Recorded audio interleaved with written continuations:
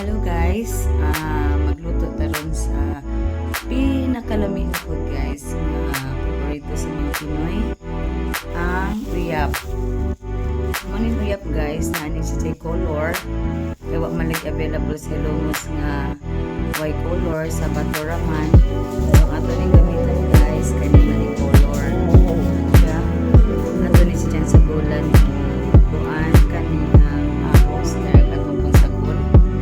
Ahos, sibuyas, kamatis. And then naapod kay kuan sa gulong na espada.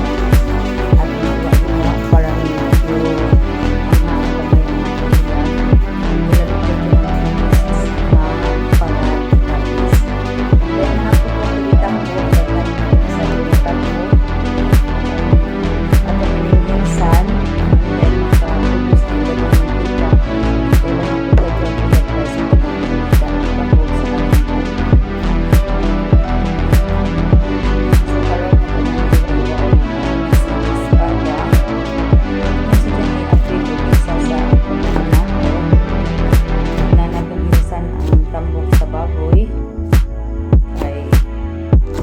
Why lami ang uyap guys kung why tambok sa baboy o kamatis. Magubang na ng kamatis o tambok sa baboy. Sus, grabe. Suwak na suwak pwede suwak guys. Bisan pa o kaniray ang isunan. Super lami na dyan ang ating paon. Kay nagtrabaho dyan ka na appetizer ko lang. Kaya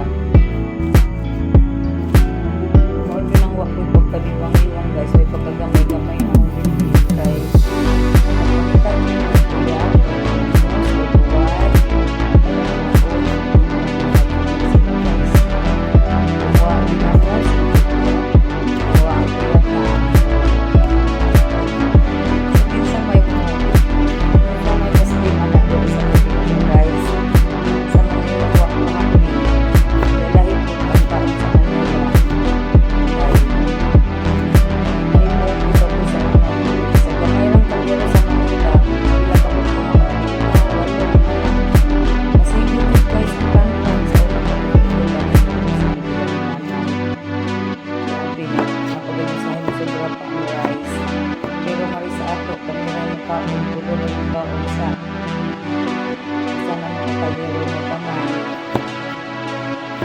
magbuwang pa sa hananing luto karon ni gubas ang dinungan. Ito na okasyon ng atong tambok guys para dili siya mo pilit, para dili mapagod. Ang gilunod guys ang atong sili espada para makahang siya og gamay. Sunod ang ahos ug sibuyas, then kamatis, and then uyap na guys.